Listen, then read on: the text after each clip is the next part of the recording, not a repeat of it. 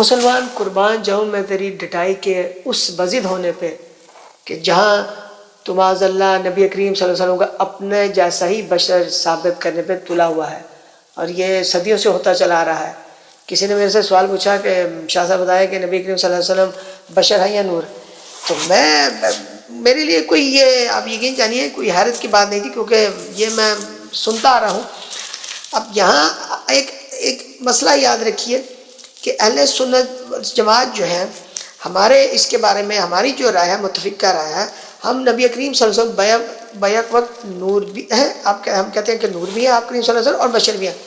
یہ دونوں باتیں ایک دوسرے کی ضد نہیں ہیں، لیکن بعض لوگ اس پہ ڈٹائی کے ساتھ بزد ہیں۔ لیکن میں مسلمانوں تمہاری عقلوں پہ، جیسے میں ہمیشہ کہتا ہوں کہ تمہاری عقلوں پہ قربان کہ ذات دی کوڑ کے لیے تو شتیریاں نو جفے۔ میں بات یہ ہے کہ آپ کی محفل نورانی، مطلب بڑے فخری انداز میں اس بات کا ذکر کریں گے کہ کیا محفل تھی، اور اتنی نورانی محفل تھی، اور ایسا نور کی بارش ہو رہی تھی کہ کمال ہو گیا۔ اور اکثر و بیشتر آپ نے سنا ہوگا جی حضرت صاحب کی شکل پہ کیا نور برس رہا تھا، کیا نورانی شکل تھی، بھی کمال ہو گیا بھائی، دل ہی نہیں کرتا تھا ان کے پاس سے اٹھنے کو، بس دل کرتا تو ان کو دیکھتے جائے۔ یہ عالم ہے ہمارا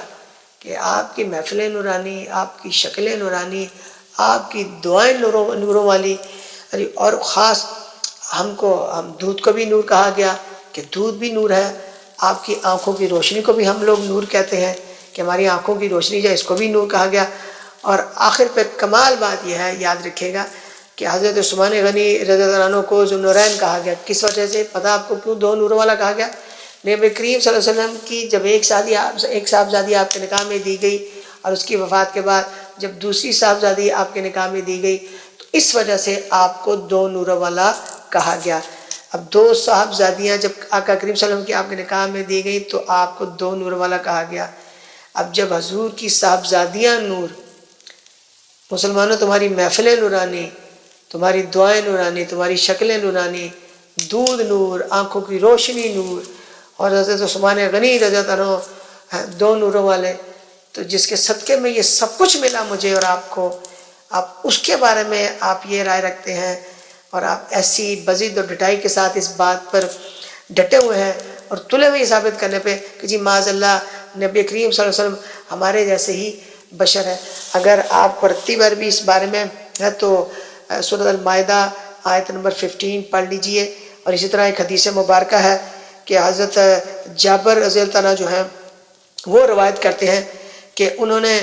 نے جو ہے پوچھا یا رسول اللہ سب سے پہلے کیا پیدا کیا گیا؟ تو آپ کریم صلی اللہ علیہ وسلم فرمایا اللہ نے سب سے پہلے تیرے نبی کا نور پیدا کیا۔ اللہ اکبر۔ اب اس سے آگے کوئی بات رہ جاتی ہے کہ قرآن سے بھی ثابت ہے اور حدیث سے بھی ثابت ہے، لیکن یہاں یہ ایک بات یاد رکھیے کہ ہمارا جو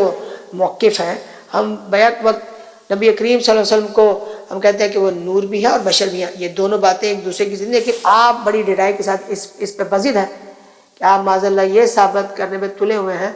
کہ حضور کے صلی اللہ علیہ وسلم معاذ اللہ آپ جیسے ہی بشر ہیں۔ لیکن جیسے میں نے آپ کو قرآن و حدیث سے یہ ثابت کر دیا، لیکن یہاں یہ نقطہ ذہن میں رکھیے کہ اب ہمارے نزدیک پتہ کیا کہ نور ہونے کا مطلب کیا ہے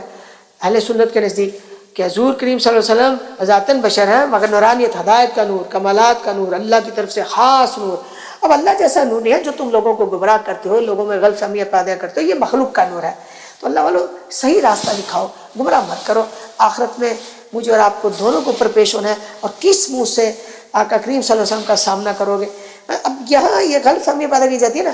کہ یہاں یہ بھی یاد رکھیے کہ صرف نور کہنا، بشریت کا انکار کرنا یہ غلط ہے کیونکہ قرآن کے خلاف ہو جاتا ہے۔ اب اسی طرح دوسری طرف آجیے، صرف بشر کہنا اور نورانیت کا انکار کرنا بھی یہ بھی نقصان دہ ہے کیونکہ قرآن و حدیث سے نورانیت ثابت ہے، جیسا کہ میں نے آپ کو بیان کیا۔ اب یہاں جو ہے میں آپ کو صرف یہی کہ نبی کریم صلی اللہ علیہ وسلم کا بشر ہونا قرآن سے ثابت ہے، نبی کریم صلی اللہ علیہ وسلم کا نور ہونا قرآن و حدیث سے ثابت ہے، دونوں کو ماننا اہل سنت کا عقیدہ ہے۔ کسی ایک کا انکار گمراہی کا سبب بن سکتا ہے۔